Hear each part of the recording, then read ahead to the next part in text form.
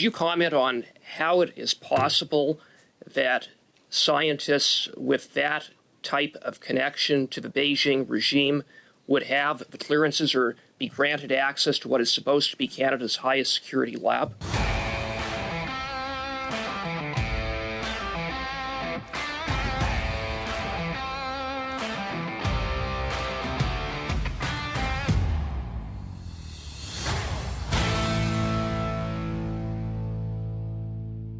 Welcome back to Northern Perspective, everyone. I'm Cypher. And I'm Fox. Believe it or not, while all of the drama is occurring in question period, Conservatives are still hard at work in committee trying to get us answers on the big scandals like the Winnipeg Lab leak.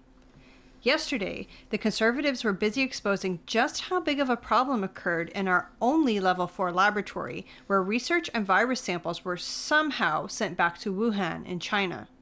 Let's take a look. We'll begin with Mr. Cooper for 6 minutes. Thank you very much, Mr. Chair. Thank you, Mr. Thadden, for appearing. One of the things that struck me about this national security breach in terms of how it was handled was the length of time that it took between when red flags were first raised in August of 2018 to the time that these two scientists were let out of the lab on July 5th of 2019. That's almost a year. And during that time, these scientists had unfettered access to the lab, even after a fact-finding report was issued in March. Although it was incomplete, it validated that they were, among other things, transferring on an unauthorized basis materials from the lab to the PRC, and that there were multiple security and intellectual property breaches of policy. So I'd be interested in your thoughts on the issue of the timeline in terms of how PAC responded. Okay, so we open with a pretty decent mini overview from Mr. Cooper of what happened at the Winnipeg Lab, and asking, how did this take them a year to actually respond to this? Never mind the fact that, concerns were raised in August of 2018. There was a incomplete preliminary report in March which validated those initial concerns, yet they continue to have access. Now, for those of you that are relatively new to the Winnipeg Lab leak scandal, again, there's too many scandals to follow, so I don't blame you. This was a case where a husband and wife science team from China was over here in a collaborative effort doing some research in the Winnipeg Lab. Now, what they were found of doing is they were sending lots of information that they weren't authorized to back to the Wuhan lab in China.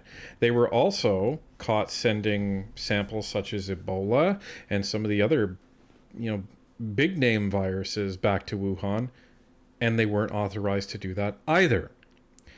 And even when they were found to be, I would say, suspicious of doing some nefarious things, they were still allowed to work there, still allowed to access the computers, and still allowed to access the samples. Well, and this is a concern because a level 4 laboratory is the highest level security laboratory that we have in Canada. In fact, this particular laboratory in Winnipeg is the only level 4 lab that we have in the country. And this is where very, very serious, deadly viruses are kept and studied. Things like, we don't have it here in Canada, but for example, the remaining smallpox virus is held in a level 4 laboratory. In this particular lab, in this particular case, they were studying Ebola. These are viruses that are very deadly, and if they got out into the public, could cause a lot of damage very quickly. Thank you, Chair. Well, I think my general purpose reaction is that the time frame allowing them full access was too long. I don't think necessarily that when the red flags were first raised, they should have been handcuffed and walked out of the building. But there were a range of measures that departmental security and the deputy head could have taken to restrict their access, to control where they're going and whatnot. And I think it became increasingly clear, certainly in terms of the material I've read, as time went on, it was more and more serious. And they also could have made the conditions to which they were subjected more serious as time went on. So my bottom line is their general access, their unfettered access until almost the very end was too long. And at a bare minimum, they should have had, if they were to remain on the job, had their physical access restricted and had perhaps electronic access restricted. You don't have to cut somebody off entirely in order to limit the threat they pose. It has been my contention that upon the issuance of that fact-finding report, that immediately thereafter steps should have been taken to at the very least restrict their access. Doesn't mean that they had to be walked out of the lab. But I have to say, when Dr. Gilmore was here, and I asked him what new evidence, what new information did PHAC have between the issuance of that report in July 5th of 2019, he said there was nothing more. So very simply, would you agree at that moment their access should have been restricted? So that is crazy, in that the information that the department received in March from this report that outlined what these two scientists were doing, right? That there was nothing new discovered in the next 4 months. And then 4 months later, they decided, okay, now's the time that we walk them out of the building. So for 4 months, they had the same information, and only after 4 months happened, what did Canada Day happen, and suddenly the agency became patriotic and said, oh, well, maybe it's time now we get these spies out of our lab. Yeah, this is so bizarre. There was no new evidence in that multi-month span. So why didn't they just restrict their access when these allegations first came to light? Yes, sir, I think so.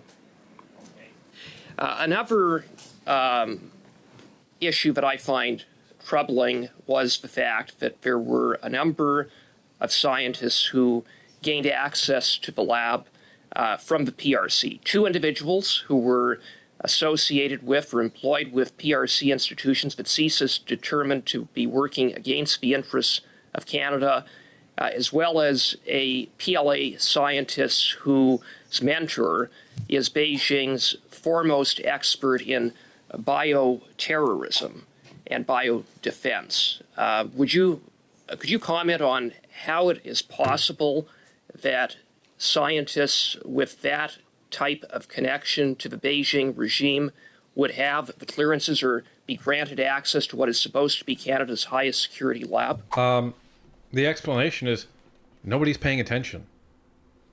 And this is the thing. If it's the highest security lab, you have to be paying attention. And, by nature, scientists don't pay attention to security. And that's not a knock on them. It's because that's not their focus, right? And are they even being trained in this manner? Maybe not. Probably not, because this is what we get at this Winnipeg Lab. So, but the thing is who's looking at these people's resumes? And even when you're not looking at their resumes, are they not having some sort of security screening? Okay, so you're coming in from a foreign country. What relationships do you have? What ties do you have? Oh, you're really connected to this guy who's the head of bioterrorism in China? Maybe that one we put in the trash. Well, and the other thing, I suppose the other possibility is it's not that it wasn't known that they had these connections. Maybe it was that these connections were just ignored. Well, I think they had a very, very loose access control policy. But it goes to some of the points that I tried to make in my opening remarks. It was not just the departmental security officer or the general manager. The entire system at that point, I think, was not regarding China as seriously as we do today. So I think there's a lot of fault to go around, to put not too fine a point on it, ranging from the departmental security officer to the manager of the lab to the ADM to the deputy head and probably CSIS and the central agencies. But broadly speaking, I think they should not have been allowed that kind of access. If they were to be allowed access, it should have been a controlled access. They should have been escorted. They should have been required to wear a badge. And they should not have been allowed access to the electronic communication system. But like every other department that we're seeing, there's a systemic issue that goes on. Like, people just are not doing their jobs properly. Yet we're paying these people lots and lots of money. And we're hiring a lot of them, 40% more than had worked prior to the Trudeau government taking office. So it looks like everywhere we look, this government is just filled with inadequacy, ineptitude, and then we as Canadians and as a country, we pay the price. Thank you. And we have heard the Minister of saying in 2018, 2019, it was a different time. And that is true to some extent.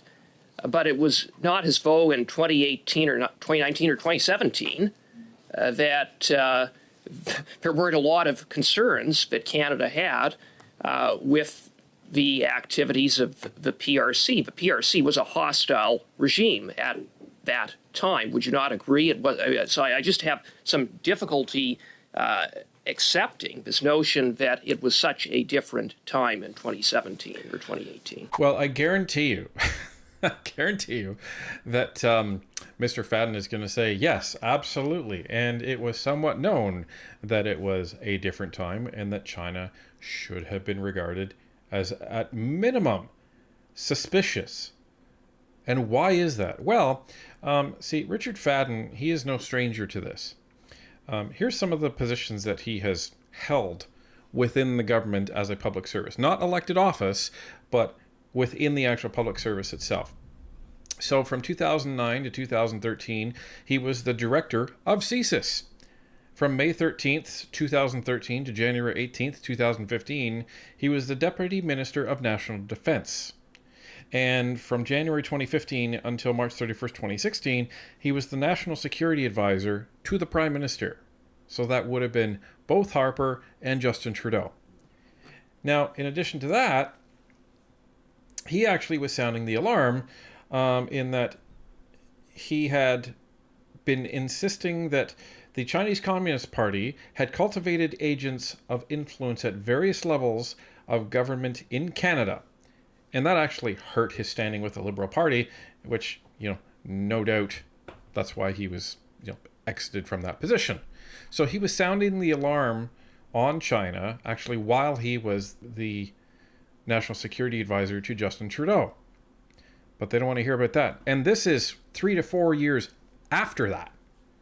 So yes, he absolutely knows that this was a bit of a different time, and he started to see that late in his tenure in the public service. I think, Chair, that I understand where your colleague is coming from, but I also think next to the facts, which you've just expounded, there's this broad issue of culture. And I don't think the culture in this particular lab and in large parts of the public service had caught up with the change in facts as we understand China. So I agree, there was no sea change. There was no button push that changed things.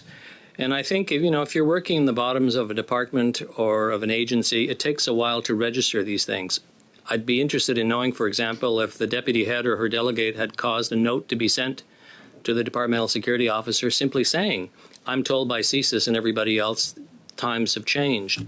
I'm not trying to excuse what happened. I'm just saying that there's a lot of blame to go around. And it's both public service and political blame. So what he's essentially saying there is that you can't just blame the people at the bottom. You can't blame the scientists, which I don't think any of us are saying you blame the scientists. What he's saying is that every single person within the lab and then even in Public Health Canada should have some blame here. But here's the thing. Where does the buck stop at? The buck stops at the health minister and the buck stops with Justin Trudeau. So what that means is that when the political situation with China was acknowledged to be changed, as in, yes, this is a foreign threat that is coming into play here, there should have been communications and there should have been protocols rolled down to, you would think, the most secure lab in the country, never mind other areas of the government, right? So it's everyone's collective job. And this is the saying in security. Security is everyone's collective job. So, if you see something that doesn't seem right, you're supposed to report that, and there's supposed to be security policies in place, there's supposed to be security controls in place, technology in place, all of these things. So what he's saying is that everything was essentially missing and deficient at this lab. So that's what he's saying. It's not one person's fault. It's everybody's fault. And again, keep in mind, this is supposed to be the most secure laboratory in the country. It's a level 4. And the other thing to recall here is that all we've heard from the Liberals is, well, we've known China is a problem for a long time, and the Conservatives ignored this, and they ignored it. Okay. So then what did you do in your first 4 years in government? Evidently nothing. Because this was on your watch. If you were so in tune as to what a threat China was, where were all the policy changes? Where was all the communication? Where were all the changes in security practices? Because this is under your watch. This didn't happen under Harper. It happened under Trudeau. And this is what the Conservatives will be ramming home in all of this. You guys have been saying that you've recognized this for years, and we're the ones that didn't act. Well, where were you in terms of acting for the first 4 years of government? You allowed this to happen at our most secure lab in the country. No excuse. Well, thank you very much, Chair, and thank you, Mr. Fadden, for being here. Apologize for not being there in person. I had a question continuing on that same vein. When Dr. Gilmore testified before the committee, he talked about cooperation with the G7 plus one, which in his mind was Mexico. Is that the type of cooperation that we need to look at going forward in a science-based environment, or is it more complex than that? Good question. There's nothing wrong with the G7, but I think if we're going to bring together preoccupations relating to the development of science and innovation on the one hand and security on the other, I would start with NATO, which is a pretty broadly defined group of people. We forget sometimes that NATO is not just a military alliance. There are all sorts of things that NATO does, including expertise in science and technology. Nothing wrong with the G7 plus one, but we also have an issue about how we protect our own credibility in respect of a lot of these issues. And I think I would argue the better place to start would be the G7, which is, the NATO, I beg your pardon, which is most of Europe, along with associated members like Japan and Australia. So that's very interesting. So what his recommendation is given the sensitivity, right, around science, technology, and innovation, and the implications that could have on the world stage, that in our collaborations, that should be limited to the countries in NATO. Because we already trust these countries. We already work with these countries in terms of defense. But as Fadden said, we also work with them in other areas such as medicine or technology. And for those that don't know, NATO stands for North Atlantic Treaty Organization. So that includes a lot of people that is, really on the Atlantic side of things. But, so it's interesting that he says that Mexico shouldn't be included in this because Mexico is not part of NATO. But it makes sense if you're looking at potentially sensitive research that you would limit that to the countries that you have signed treaties and, a high level of trust with. Thank you for that, sir. And through you, Chair, Mr. Fadden, we know in this case that in spite of an investigation that had, by the March of 31st, 2019, been going on about 10 months at the insistence, perhaps that's a strong word, of Dr. Gilmore with CSIS, that a shipment requested by one of these scientists with, as you well know, Henipa virus and Ebola was still sent to the Wuhan Institute of Virology.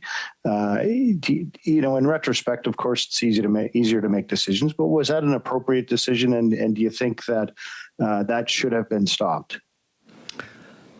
I don't know about all of the rules that applied, but to the extent that I've gone through a lot of the material that your committee looked at, I think there was a rule that prohibited that, and it should not have happened.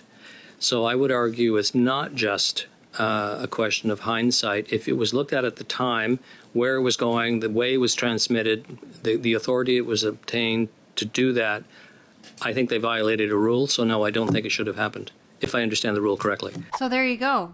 Those virus samples should not have left the lab and should not have been shipped at all. Yeah, security or no security, it was a protocol that they were not allowed to be released. So someone signed off on that. Someone, again, was asleep at the wheel and no doubt still has their job. Because that's how these things work. Thank you very much, sir. And through you, Chair, we've heard from, and I don't want to turn this into a witch hunt, but we've heard from the Minister of Health that no one else should be held responsible. I'm not asking you to name names, but in my mind, there's more responsibility that should be had here, and we should investigate that a little further. Does that ring true with you, sir? It does, and I also don't think that it's important to point names at individuals at a particular point in time. I would argue, as I tried to say at the beginning, it's the system writ large, from the very top to the very bottom, that wasn't taking these things as seriously as they should have. Now, I think you can argue that individuals within that system might have been a little bit more enthusiastic in enforcing the rules, but I think this is one of those cases where a great deal of the responsibility can be shared. I know it drives many parliamentarians to distraction when it's impossible to identify an individual in the public service who did something wrong.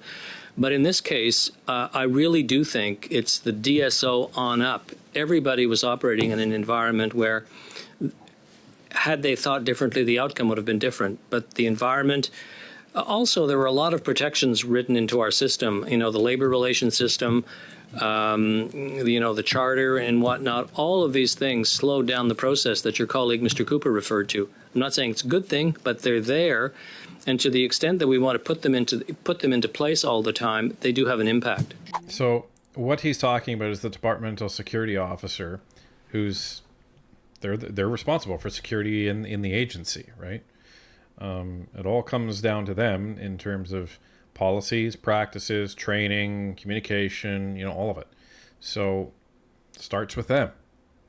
And then goes up to they report to the deputy minister of the agency, and then the deputy minister reports into the minister. So again, where's the accountability? And I get that he's saying, oh, well, this is a system problem. Yeah, I get that. So if it's a system problem, who's responsible for the system? That's where you start with accountability. So where are we at? So we have a systemic problem within not just, I would say, this Winnipeg Lab, but in Public Health Canada in general. Interesting that Cameron McDonald is the one who was working there, eh? And Diane Daly? How about that? Anyhow, let's just ignore that for now. So you have a systemic problem in there. So to me, the people that you have in those positions aren't doing the job. So I think the first thing that has to be done is you need to get these people out of those positions. And then the people that you have put in those positions, they have to have a pretty good understanding of what security actually means.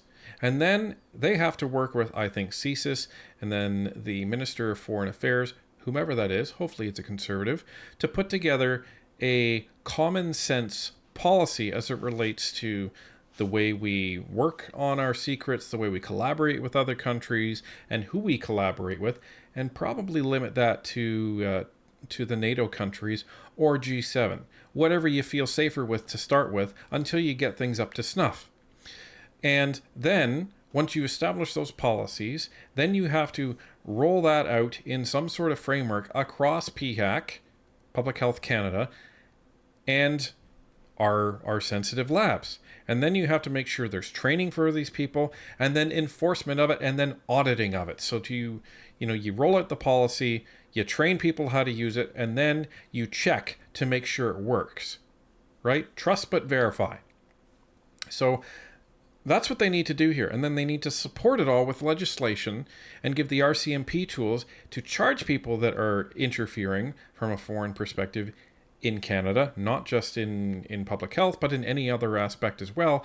And you need this foreign agent registry so we can identify who's doing what from other countries. There's so many Liberal scandals that we're starting to lose track, but I think they can help mitigate future scandals for any government if they start implementing these tools and legislation.